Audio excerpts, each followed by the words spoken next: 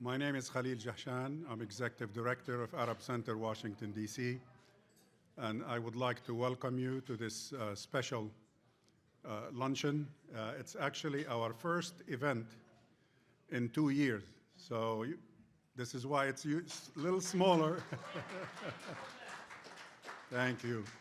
It's a little bit smaller than usual, but we have compensated quality for quantity as I look through the room, so thank you for being here. I know we've faced some difficulty the past few minutes, 30 minutes or so, with the truckers' strike or demonstrations blocking several intersections between the White House and this whole area here.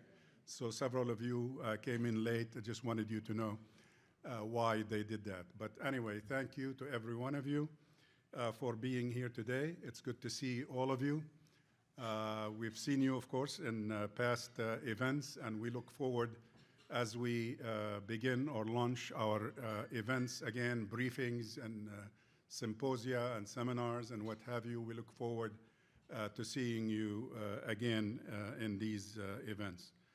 We have a special guest today, and that's the rationale for this luncheon. That's my good friend and friend of us all, Sami Abu Shahadi. Sami is a Palestinian member of the Israeli Knesset, and he is accompanied by two of his staff members. Yara Mansour, if you don't mind standing up, let them welcome you too. There you go. And Taha Youssef also joined him, and both, by the way, yeah, Taha, stand. ارفع ايدك هيك بس. Okay, لأنه طويل, it's okay.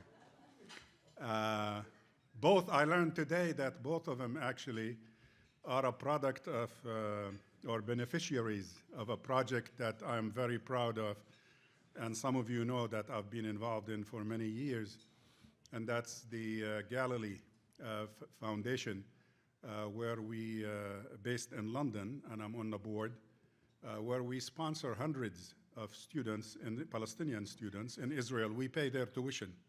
We do about 200 to 300 a year. So it's a multi-million-dollar project that works very well. And just for the information of those of you in the room, I just recently, about a month ago, incorporated Galilee Foundation USA, GFUSA. We already have raised a couple of $100,000 for additional scholarships from very generous members of our community, friends you might know. And we're delighted to be a part of that. We will also be doing similar things, tax-exempt donation to further education.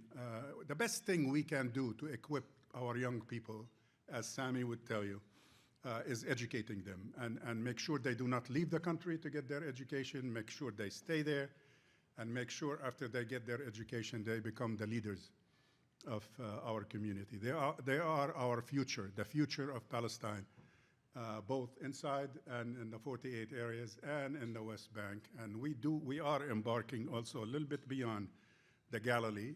We're doing it nationally now, and we're beginning to do it in Jerusalem too. So we will be spreading also to the West Bank soon. So I just wanted you to know about that. At any rate, Sami is here for just one day. He arrived here last night, late last night. So we kept him busy. He was in New York and New Jersey. And I would like to also introduce two special guests, two friends from many, many years ago. In the community. I hate to kind of reveal our age by saying many, many, many years, but it is, let's face it, all that white hair did not come just yesterday. And my friend Dean Dabbah and my friend Maher, who basically hosted and escorted our guests to town from New York. Maher did work on some meetings, great meetings, for them in New York and New Jersey and at the UN yesterday, very fruitful meetings. It is Sami. Okay. And Sami is, this is his first visit to the US, so it's baptism by fire. He is going to be touring several cities, actually. He's heading to North Carolina tomorrow and morning, and then visiting some other cities in the Midwest and Far West, and back to the New England, the Northeast again, ending his tour back in Boston. And thank you both for your sponsorship of his visit here and for letting us share in that. Let me say the following before we give the microphone to Sami. First, I would like to introduce Aihams Hadid, if you don't mind standing up. Please welcome him. He's a member of the community in the Chicago area, has been very active in politics, national and local, and he's running for Congress. So we're delighted to see him here today. And wish him well. And if you could help, please look him up and help with the campaign as much as you could. Sami Abu Shahadi is, as I said, a Palestinian citizen of Israel. He's currently a member of the 24th Knesset since 1948. This is the 24th session, where he has been representing the joint list. Some of you are familiar with that coalition of activists and parties. The joint list plays a key role in Arab-Israeli politics. He has been its chairman for the past couple of years. He has been involved in politics for longer than that, going back to 2013, when he was started as an activist in Jaffa, worked with the Jaffa faction, it's called, as a member of the Tel Aviv Jaffa City Council for several years, fighting for equality for Palestinians in Israel. Sami was born in 1975 in Lud, and was raised in Jaffa. He attended my alma mater, the same high school, not the same one, but the same name, Terra Sancta High School. It graduated some of the best people, Sami. What can I tell you? And sorry, I'm just kidding. And it's a Catholic school found in Old Jaffa. I went to the one in Nazareth, as some of you know. And he still lives in Jaffa with his wife and two children. His wife is an education consultant working on educational issue. Sami is a historian by training and holds a bachelor's and master's degrees in history and political science from Tel Aviv University. Sami is fluent. Some of you have seen him on TV, particularly when there is coverage of Israeli chaotic Knesset debates. He's very fluent in Arabic, in Hebrew, and in English. And frankly, I love to see him debate in Hebrew because he's very fluent in Hebrew, and he is calm and collected. So to see him debating Israeli legislators in the heart of the Knesset with the most kind of disciplined Palestinian arguments you can ever hear, he drives them nuts. And that's why Sami is my favorite, and that's why I'm proud to introduce him to you today. Please welcome Sami Abu Shahadi. Thank you, Khalil, for hosting us and for the very important program that we have today here in Washington. We really appreciate it. Dean, my friend, is the one who's responsible for me being here. This is the first time I'm in the States, so thank you very much, Dean, for all the work. And also, Maher, thank you all. I would like, it's very hard to have in a few minutes talk about Palestinian issues or big issues in general, surely not surely on the Palestinian issue. And also we have this saying that La yufta wa malik fil Madina. We have a few Maliks here that probably know much more than I do on a lot of the things I'm going to talk about. So I'm going to concentrate my talk a little bit about my experience as a member of the Knesset with what is called the new the change government in Israel. Few remarks on that, and then I'll try to keep most of the time for Q&A and remarks, whatever you like to. I was elected for the Knesset in September 2019. There were 2 crazy years in Israel of instability. And for 1 year we were in elections, 4 different elections.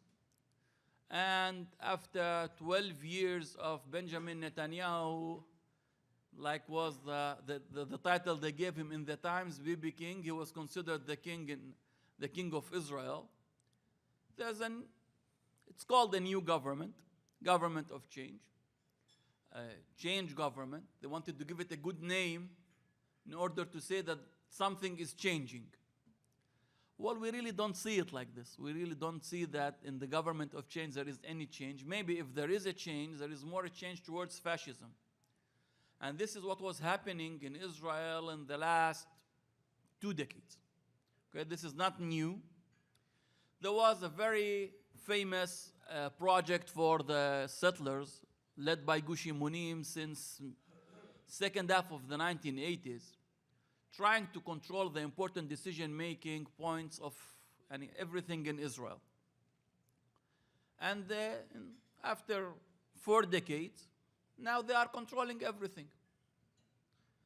Now they have a prime minister. Bennett did not come to have all this support that I don't know why he's taking it. He did not come from human rights activists. The man came, he was the head of the settlers. Same as his ministers. The most important minister is Shaked. You know, in the elections of 2019, Shaked, in her advertisement for the elections, she had a very interesting di'ayah. How do you say di'ayah in English? Advertisement. Okay. Yeah.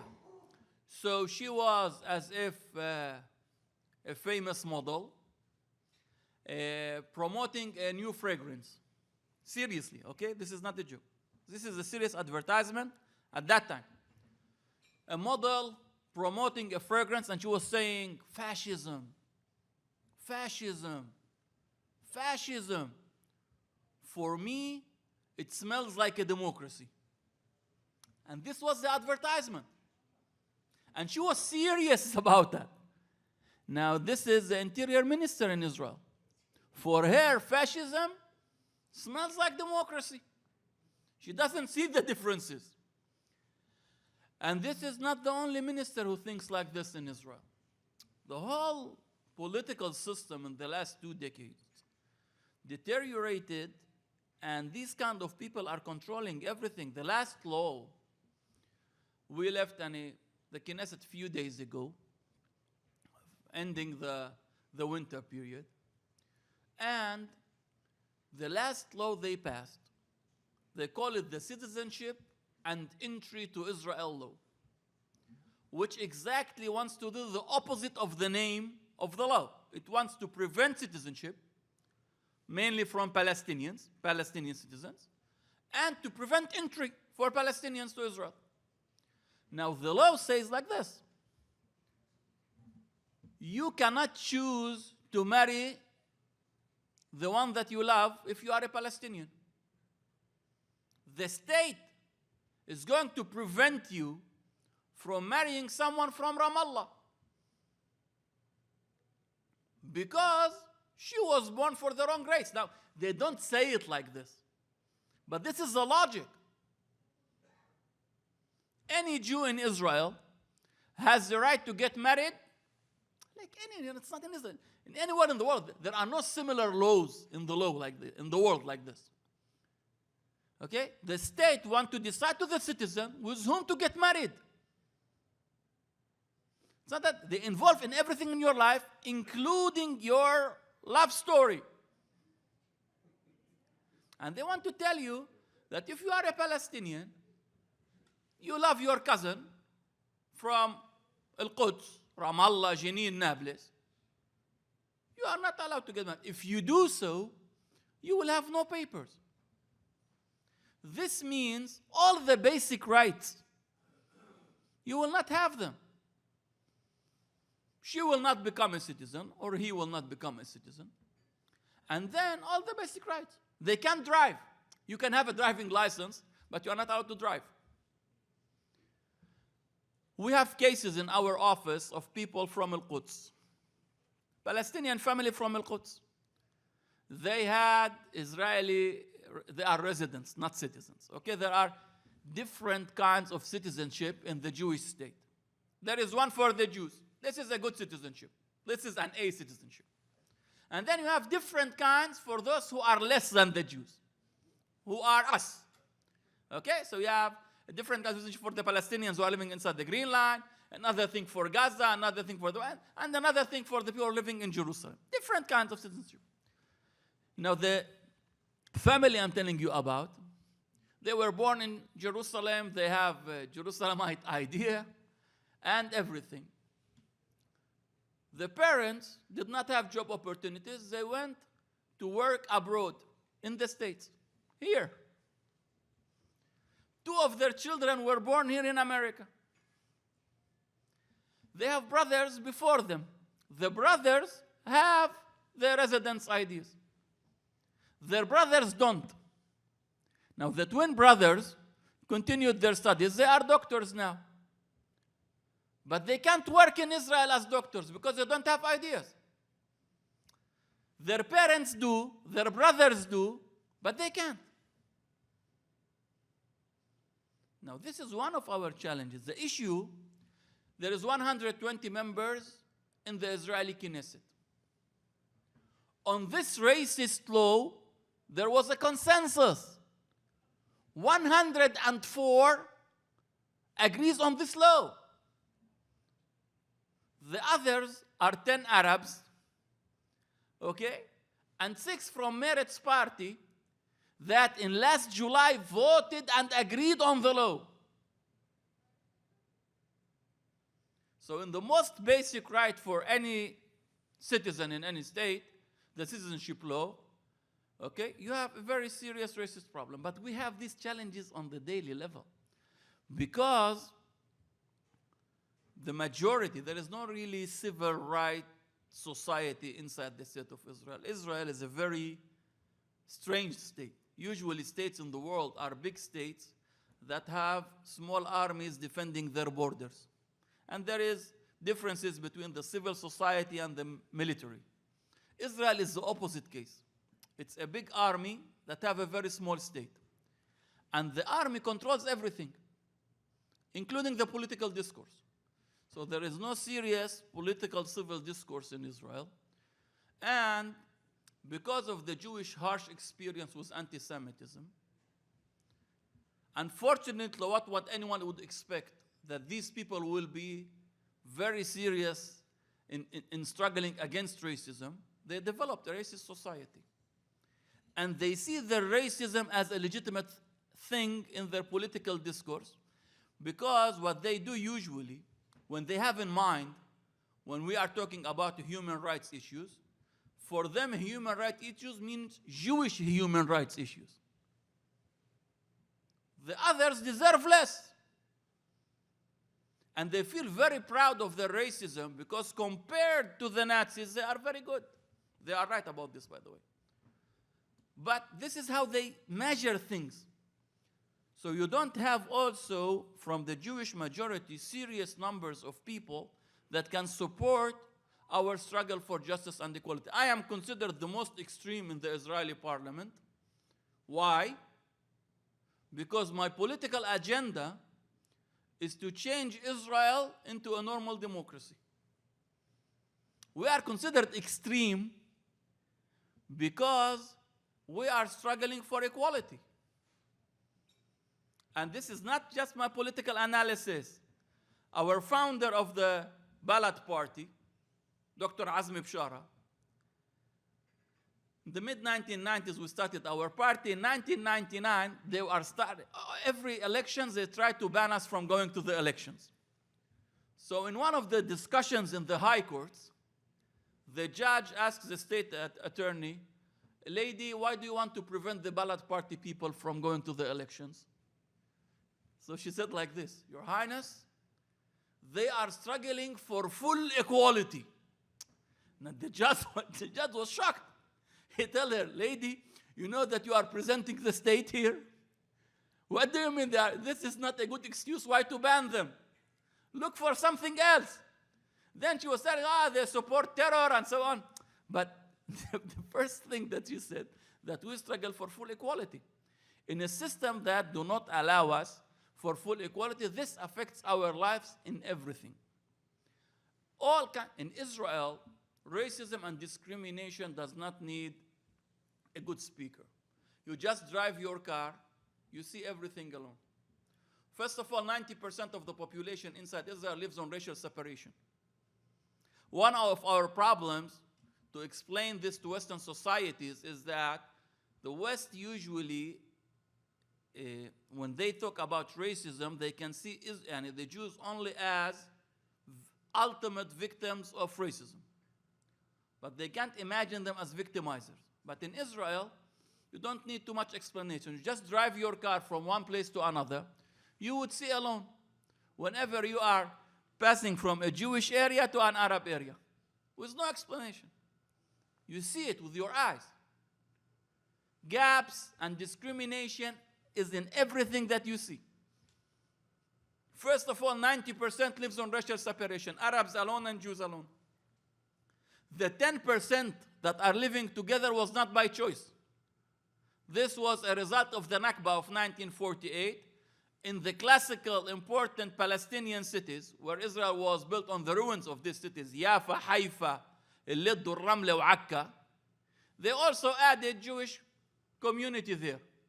This is how it became mixed. 10% of the population are mixed. Wherever you compare a Jewish area with the Arab area beside it, the numbers are unbelievable. In everything. Same inside what is called the mixed cities.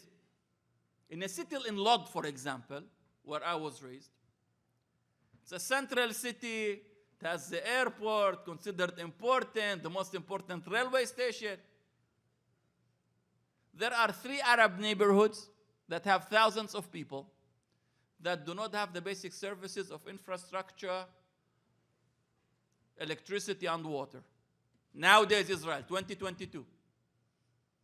And then they get angry when someone tells them that this is apartheid. It can't be different. Any definition of apartheid that you choose, Israel sits great in this definition. With all the problems of defining apartheid and the differences, but Israel is a good answer for all the definitions of apartheid. Each one you pick, okay, they will be good there. In Lot, for example, I'll give you an example. Same city, run by Jews since the Nakba of 1948. Same municipality. There is an old neighborhood before the establishment of the State of Israel where Sha'ban family lives. This neighborhood, according to the master plan in the city of Lod, do not exist on the map. Okay, there are thousands of people living there, no basic services. You pass Sha'ban family, there's a new neighborhood built in the 1990s by Sharon at that time with his friend Dudi Eppel for the Jews. It's called Ganei Aviv. Ganei Aviv has all the services you can imagine. And then, this is one street, okay? Less than 1 kilometer street. Starts with the Sha'ban family. They don't exist on the map. Then you have the Jewish neighborhood of Ganei Aviv. All the services, including infrastructure, everything. Then, after it, there's another Arab neighborhood. It's called Haishan Nir. The street ends with Ganei Aviv.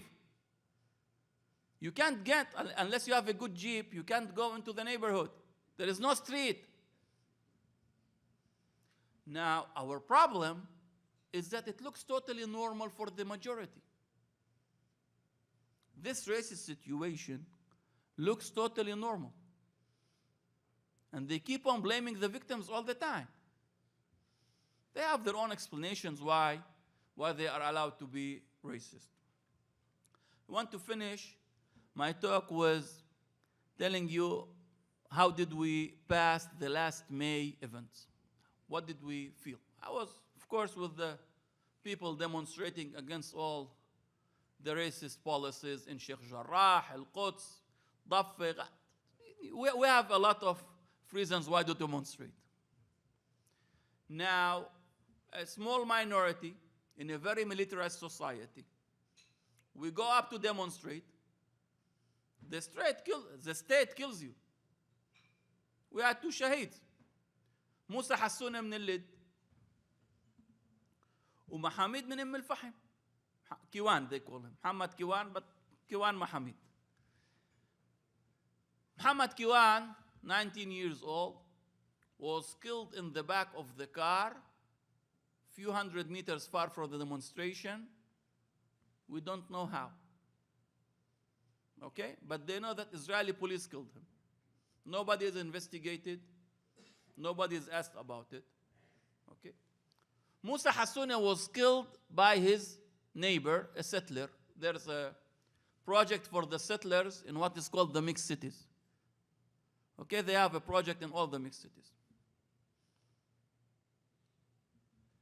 Not just we were killed in the demonstration, there were huge amount of violence in all the demonstrations. Bishek Jarrah, Lid, Ramli, Hif, everywhere.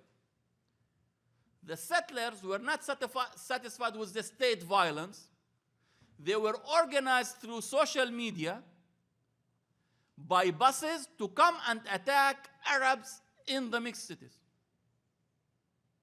declaring from the beginning that they are going to attack people.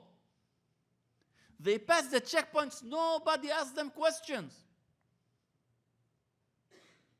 And then part of the Jewish majority joined the settlers in attacking the Arabs. Dr. Khalil mentioned the Israeli media. When I was going for any interview, it was like a Shabak investigation. They never ask you, what do you think? They start accusing you from the beginning. So the Israeli media was part of the attack. The police system was unbelievable. Same with the court system. Small minority in a very militarized society being attacked by the state, then by the settlers, then by your neighbors. You know, our houses in the mixed cities were marked by our neighbors in order to tell mixed cities, you have Arabs and Jews living in the same place. Okay, this is a small minority case. So we are living in the same buildings sometimes. So in Jaffa, in my city now, people went with the red spray and marked the Arab houses for the settlers coming from the West Bank in order to help them to know from the beginning who is Arab and who is not Arab.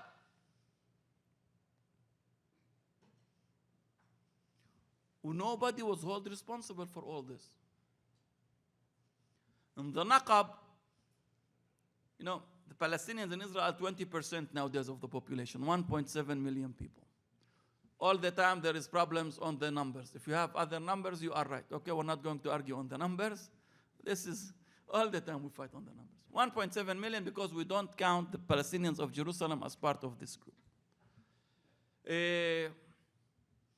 We have 3% of the land. And all the time, this 3%, all the national project passes through them. So if Israel wants to do an important gas line, it passes in the 3% that we own. If it's a big electricity something, it passes in the 3%. Water supplies passes in the 3%. Any big national project, you don't know how. They have 97%. All the national do not pass in this 97. So all the time, now we are doing this talks commemorating Yom al-Ard, 30 of March 1976, where 6 Palestinian citizens were killed in demonstrations for land issues. We are continuing the struggle. The land issues have been the most important source for the conflict since then. I will stop here because politicians tell you in the beginning all the time they don't want to talk too much, and then this is exactly what they do. So let's do questions, whatever you like, and it's better. Thank you. Thank you for it.